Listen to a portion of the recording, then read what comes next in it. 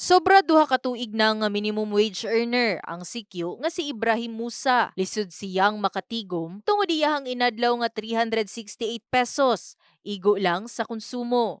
Maayo na lang matud pa nga ang iyahang bagong himugsong anak naka-breastfeed sa inahan.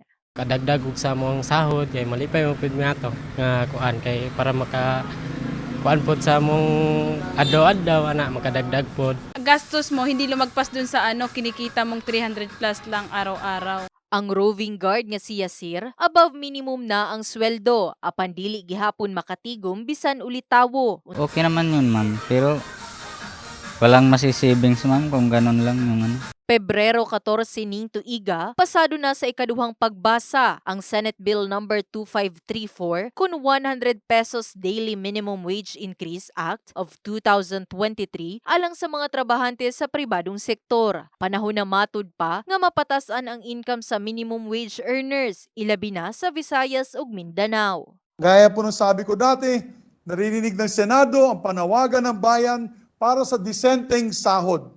At hindi lang tayo nakikinig, tayo ay umaksyon rin.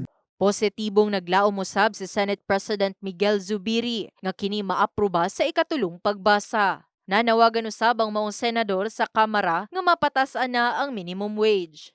In the heart of changing lives. Kini si Brigada Liza Labajo sa Brigada News Jansan. Brigada News.